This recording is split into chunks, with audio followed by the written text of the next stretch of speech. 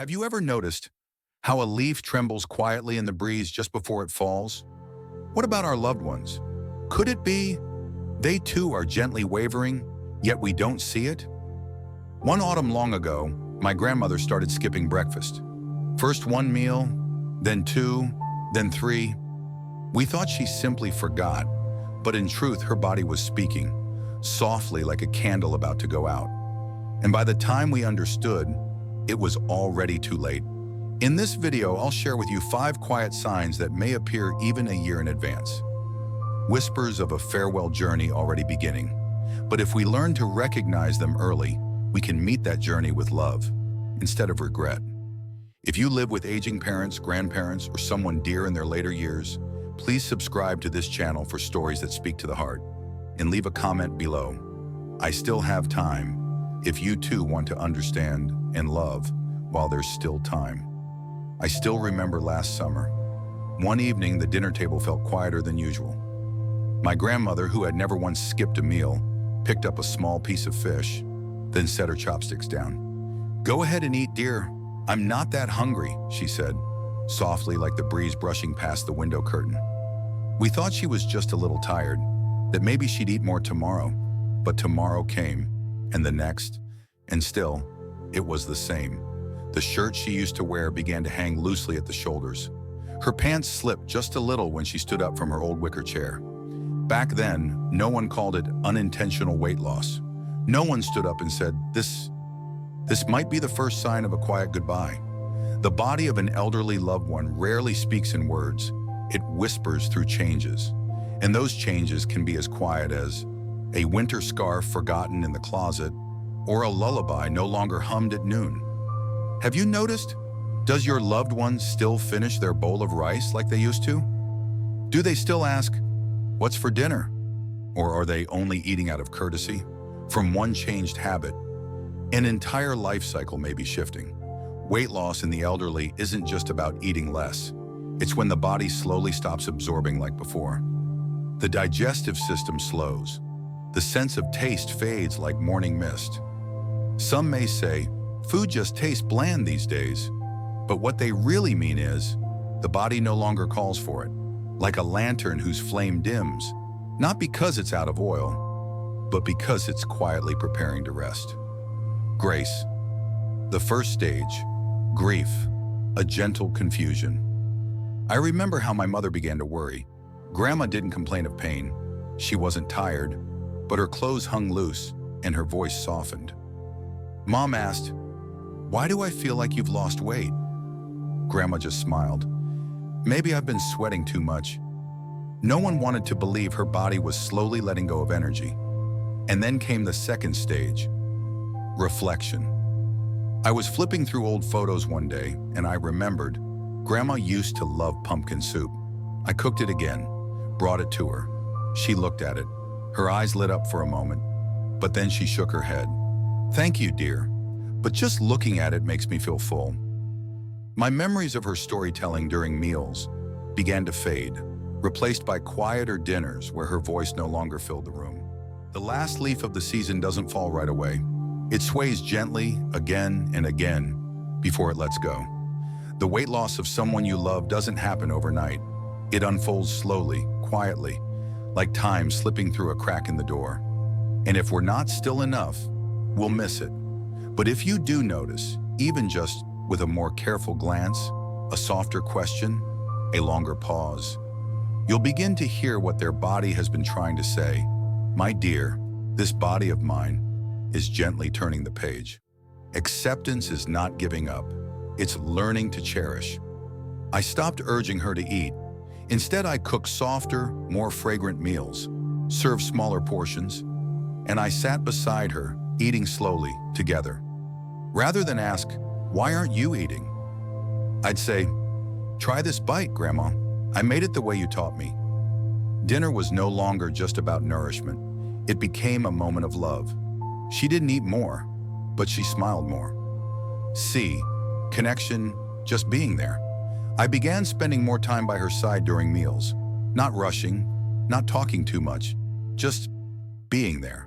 Her hand resting on the table, thin but warm. I held it gently, and she didn't pull away. Sometimes presence is the most nourishing thing we can offer. E. Elevation. Planting love for tomorrow. Now I record the soft sound of her coughs, not out of worry, but remembrance. I take photos of her hand resting beside a bowl of plain porridge. I write down the dishes she used to enjoy, so one day I can cook them again for someone else approaching the autumn of their life. One small thing you can do today: open the closet, look at the shirts of your father, your mother, your grandparents. If you notice their clothes have started to hang loose, please don't brush it off. Don't say, maybe they've just lost a little weight. Maybe it's a leaf beginning to tremble before the fall. And maybe you still have time to sit beside them just a little longer. If you've listened this far, I invite you to share how you feel below, or simply tap a heart to let me know you're here and you're not alone. And if this video has touched you, please send it to a daughter, a grandson, a friend, so that none of us have to carry the weight of "I wish I had known" ever again. When meals begin to dwindle, strength too quietly steps back. The body no longer asks, but it also has little left to offer. And then fatigue begins to speak. Over time, my grandmother didn't just eat less. She also stood up less. She used to step into the yard every morning to pick a few basil leaves from my mother's soup. But lately, she would simply sit in her chair by the window, where the morning sun gently touched her face with just enough warmth. She'd sit there for a long time, doing nothing at all, just gazing far away. "Are you tired, Grandma?" I asked. She shook her head, smiling softly. "No, dear. I just don't feel like doing much anymore." Sometimes fatigue doesn't come from the body. It's a signal, a quiet preparation. Have you ever noticed your loved one suddenly preferring stillness over going out? No longer excited about the things they once loved? Sleeping more? Awake less? Gently withdrawing from conversation? It's not sadness, not exactly illness either. It might be a subtle yet profound weariness of a body slowly closing the chapter of its usual rhythm. Grace, G, grief, the quiet confusion of the caregiver. That's when my mother began to worry. "Why do you just sit there, Mom? Don't you want to check on your plants?" But Grandma just smiled. "No need to go out. I can see them from here." I saw something in my mother's eyes, a stillness, as if something precious was slowly slipping away and no one could hold on in time. It wasn't fear, it was disconnection. Mom started waking up earlier, just to sit and watch Grandma a little longer each morning. R. Reflection, when familiar routines begin to fade. She used to sweep the yard while humming old Kailong tunes. Now the broom leans quietly against the wall, untouched. The yard is silent, missing the soft shuffle of her footsteps, even missing her playful scolding. "Don't step on my basil, you rascals." She no longer wandered the house. Instead, she chose stillness. She sat for a long time, so still, as if waiting for something only she understood. A. Acceptance. When letting go doesn't mean giving up. We stopped trying to coax her into the garden. We no longer said, "You should move around a bit." Instead, we started sitting beside her. I held her hand, bony fingers with swollen knuckles like little starfruit, and gently massaged them in silence. She closed her eyes, her lips pressed gently together, as if whispering, "Thank you," without needing words. C. Connection, finding closeness in quiet things. We placed a small tea table beside her window seat, a warm cup of tea, an old photo album, always within reach. She didn't say much, but her hands lingered on each photo for a long, long time. I saw her eyes welling up when she touched the picture from her wedding day. "Do you miss him, Mom?" my mother asked. She nodded and whispered like a breath. "He used to sit right here before he left." E. Elevation, planting light in quiet days. From that day on, I sat with her every morning for 10 minutes. We didn't talk about anything in particular, just listened to the breeze brushing through wooden shutters, to the birds singing somewhere in the distance. I started writing down her scattered memories, like, "When I was your age, I loved singing Kailong. Back then, we walked 5 kilometers just to watch a movie in the village square. I didn't know if I'd ever use them, but I wanted to keep her voice alive while she was still here. Fatigue is not something to fear if we see it as a pause, like an artist after a long performance, sitting down on stage, taking one last breath, not from exhaustion, but to savor the final silence. One small thing you can do today: sit beside your elderly loved one, just 5 minutes. No questions, no advice, no expectations, just be there, present. Because sometimes what they need isn't a solution, but a little peace to simply rest. But some changes don't show in the hands or feet. They settle deeper, in the eyes that begin to drift, and in a memory that suddenly shatters like an old mirror. My grandmother was always meticulous. The sewing kit was always kept on the wooden cabinet. Loose coins neatly tucked away in an old tin box, never out of place. Until one day, she asked me, "Have you seen my needle? I was mending a shirt this morning, and now I can't find it." We searched everywhere. In the end, the needle was tucked in the pocket of the shirt she was wearing. She laughed. "My memory is like a needle in a pile of dry leaves now, dear." She said it playfully, but something in me tightened, because it was the first time she admitted that something inside her was quietly slipping away. Cognitive decline doesn't arrive like a storm. It comes like fog. Fog doesn't erase the trees. It simply makes them harder to see. And my grandmother was just like that. She was still her, but began to forget things she once remembered with perfect clarity. The name of the neighbor next door, the sweet soup my mother always made, even the lullaby she used to sing to me when I was little. One day she stared at me for a long moment, then asked, "Are you the youngest grandchild or the second one?" I smiled and said, "I'm the one who used to sneak your cakes when you weren't looking." She laughed too, but her eyes drifted off, like a late-season leaf in the wind. Gee, grief, the first brush with loss. The greatest feeling for a caregiver is not frustration, it's disorientation. My mother began to speak more slowly to her. She repeated things more often. She tried to be patient. But there were days when she let out a long, weary sigh, because she knew Grandma couldn't remember anymore. It wasn't that she wasn't trying, it's just that her memory had become a book, losing a few pages to the wind each day. R. Reflection. When memories fall like quiet ash. I brought out the old photo album for her. The picture of Grandpa, in uniform standing by his bicycle, used to bring tears to her eyes. This time she stared at it for a long while, then said, "This man, he looks familiar, but I can't quite place him." What I felt wasn't sadness. It was something quieter, like emptiness, like looking at a house you've known all your life and realizing someone has cleared out all the memories inside. Acceptance. When we stop clinging to memory and start holding on to presence. I stopped asking her, "Do you remember who this is?" Instead, I sat beside her, played her favorite Kai Luong songs, and told her stories as if she remembered everything. "Remember that day you got lost at the market and Grandpa had to come find you? He laughed about it all the way until bedtime." She didn't react much, but her hand rested gently on mine. Firm, warm, real. Some connections don't live in words. They live in presence, at the right moment. See, connection.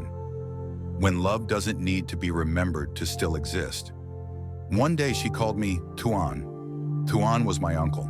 He passed away nearly 10 years ago. I said, "I'm Tri, Grandma." She looked at me, then replied, "But you look just like Tuan." I didn't correct her anymore, because I realized that sometimes memory can no longer tell people apart, but the heart still knows love. From then on, I let her call me whatever name she wished. As long as she looked at me with that same gentle gaze, I knew I was still someone precious in her story, and that was enough. Elevation. Holding on to the pieces and turning them into light. I began keeping a journal of our days together. How many times she got my name wrong. How she called a spoon a little boat. How she said, "The TV talks more than it used to." I didn't write these things to document her forgetting. I wrote them to remember the beauty in the way she was letting go. Soft and kind, like an autumn afternoon. One small thing you can do today. Don't correct your aging loved one every time they slip. Instead, sit with them. Play an old song. Mention a familiar scent. Let a memory float gently back in through sound, not explanation. Because when memory fades, feeling still remains. When the mind begins to drift, the body grows more fragile than ever. Even the smallest scratch becomes a quiet reminder that the body no longer heals like it used to. I used to think only serious injuries were worth worrying about, until I saw the scratch on my grandmother's arm. She had barely brushed against a cabinet door, but the wound simply refused to heal. We changed the bandages, applied ointment, kept it clean. Yet each time we unwrapped it, that same red streak stared back at us. Quiet, stubborn. "Weird," I said. "Grandma used to heal so quickly. Now the slightest bump bruises her, and it takes forever to fade." She just smiled and said, "Like dry earth, dear, water doesn't sink in anymore." I've never forgotten that, because from a tiny wound I began to understand. Some things inside the body no longer come back the way they once did. Grief, when the body stops responding. My mother grew more worried, not just about the scratch, but because Grandma started coughing softly, feeling chilled, and running a low fever. The doctor called it a mild case of pneumonia, but mild doesn't mean much when you're older. A week later, she improved. Then 10 days after that, the fatigue returned. No fever this time, no cough, just silence. She sat still for longer, spoke less. That weariness didn't shout. It crept in, as if her body was slowly retreating from the front lines, bit by bit. Air, reflection. When wounds on the skin reveal the ones within. I remembered how, when she was well, even a scratch from a stray nail would heal by the next day. Just a dab of herbal oil, and it was gone. But now even a mosquito bite might swell for days, and sometimes healing no longer came. Only a quiet holding on. One day she said, "I feel like an old shirt, torn in one spot, patched in another, but the fabric's too worn." I laughed with her, but inside I ached, because I realized she could feel her body changing, but didn't know how to say it, except through fabric, bandages, and breath. Acceptance. When healing is no longer the goal, only relief, we stopped asking, "Do you feel better now?" Instead, I'd say, "Is it still stinging, Grandma? Do you prefer the soft bandage or the thicker one?"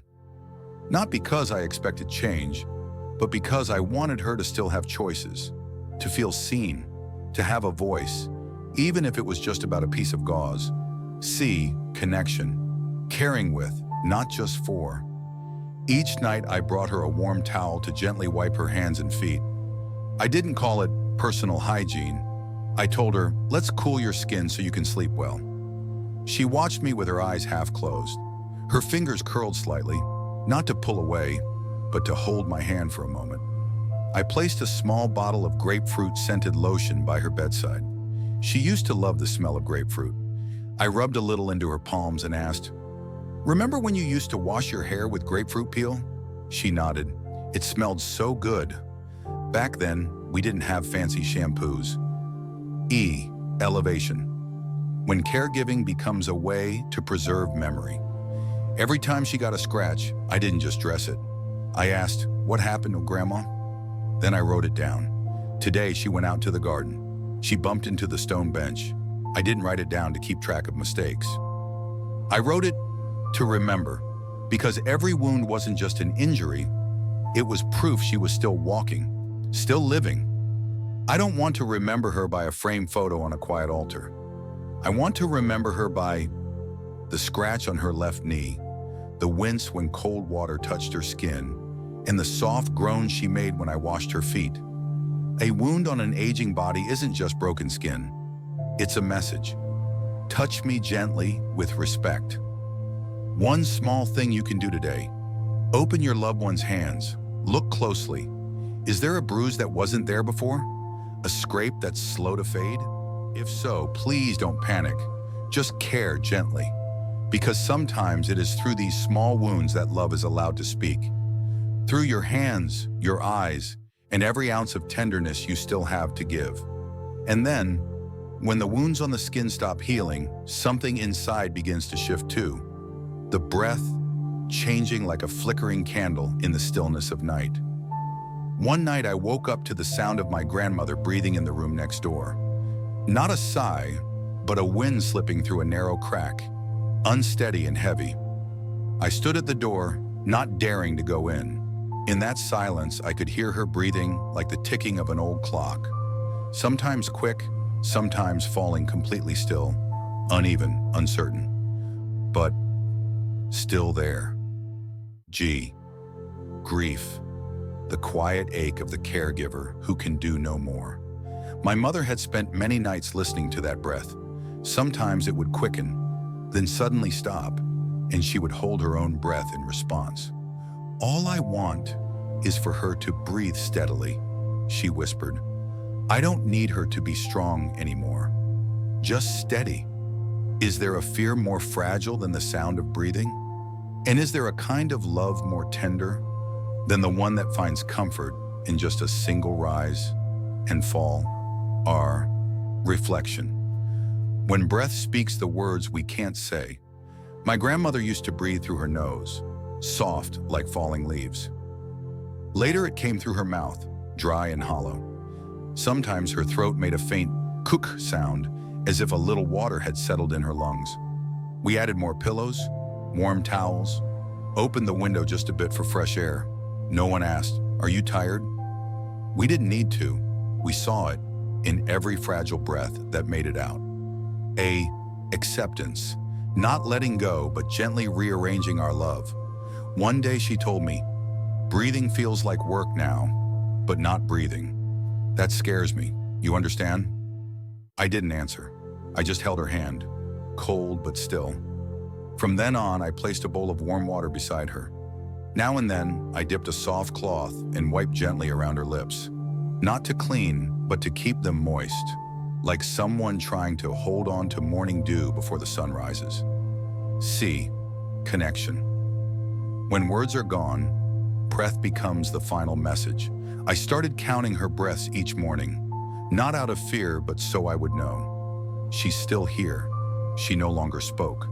But whenever I placed my hand on her chest, her heart still beat, slow but steady, to touch a body that is still alive, no matter how fragile.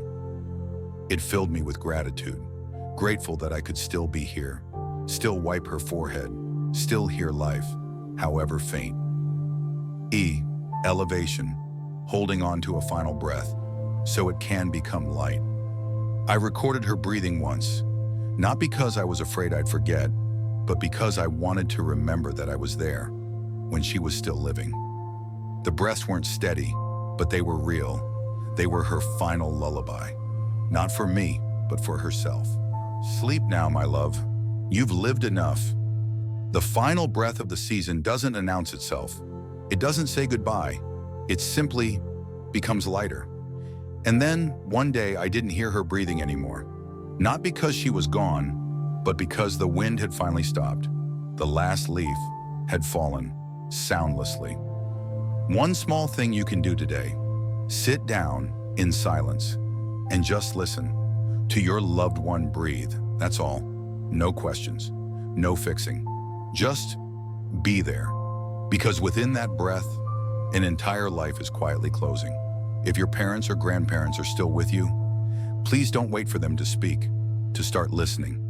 Some messages come only through a sigh, a gasp, or a breath that pauses just a second too long. And if this video reminds you of someone, please share it. Somewhere, someone else is sitting beside a final breath, not knowing how to reach it with love. And perhaps the most precious thing of all is this: some changes arrive so quietly, a meal left unfinished, a nap that stretches a little longer, a soft breath released in the stillness of late afternoon. Yet each of those small moments is the body's way of gently whispering to us, "I need to be loved in a different way now." And maybe what truly matters isn't how long we live, but who we live beside. And who chooses to stay close when strength no longer walks with us like it once did? A bowl of rice with someone sitting across the table, a pair of hands gently wiped clean with a warm cloth, a gaze that still knows how to smile, even when there are no more words left to say. If you're still listening at this point, thank you. Thank you for being here, because by simply being present, you have already given something deeply precious. And if someone you love, a parent, a partner, an elder, is still beside you, sit closer, stay a little longer, because sometimes love doesn't need words, it only needs presence.